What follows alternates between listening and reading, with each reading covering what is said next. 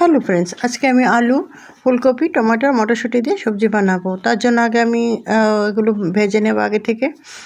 আলু, ফুলকপি আর মটরশুঁটিগুলো একই তেলে ভেজে নেব, তাহলে তেলটা একটু কম লাগবে। তো আমি আগে আলুগুলো দিয়ে দিলাম হলুদ লবণ দিয়ে, ফুলকপিগুলো দিয়ে দিলাম, তারপর মটরশুঁটিগুলো দিয়ে দিলাম, দিয়ে একটু ভেজে নেব। তো অল্প আঁচে ভেজে নেব আর ঢেকে দেবো একটু। অল্প আঁচে দিয়ে দিলে তাহলে তাড়াতাড়ি একটু নরম হয়ে যাবে, সিদ্ধ হয়ে যাবে, ভাজা ভাজা হয়ে যাবে। দেখুন আমার ভাজা ভাজা হয়ে গেছে, আমি নামিয়ে নিলাম। তারপরে একটু ফোড়ন দিয়ে দেবো, শুকনো লঙ্কা তেজপাতা ফোড়ন দিয়ে, 5 মশলা ফোড়ন দিয়ে দিলাম। তারপরে একটু জিরে গুঁড়ো দিলাম আর একটু আদা বাটা আর কাঁচা লঙ্কা বাটা দিয়ে মশলাটা একটু ভালো করে ভেজে নেব। একটু ভালো করে ভাজা ভাজা হয়ে গেলে হলুদ লবণও দিয়ে দেবো সঙ্গে। তারপর টমেটোগুলো দেব, দিয়ে একটু ভেজে নেব। আমি হলুদটা দিয়ে দিলাম, অল্প মশলা দিয়ে হয়ে যায়। দেখুন আমি টমেটোগুলো ছোটো ছোটো করে কেটে রেখেছিলাম, আগে থেকে ধুয়ে রেখেছি, তো দিয়ে দিলাম। ভাজা ভাজা হয়ে গেল দেখুন। এখন একটু লবণ দিয়ে দিলাম,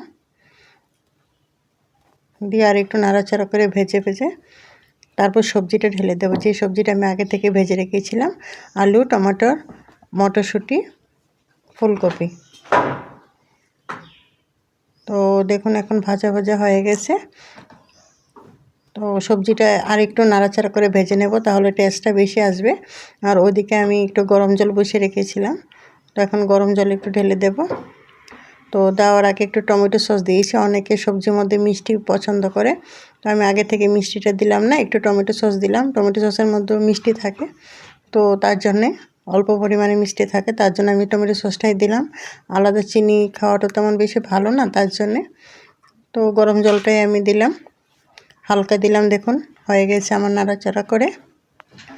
একটু ভালো করে জাল তুলে, ঝোলটা বেশি যেমন না হয়, সবজিটা গায়ে মাখা মাখা থাকবে, উপর থেকে আমি ধনিয়া পাতা দিয়ে নাড়াচাড়া নামিয়ে নিলাম।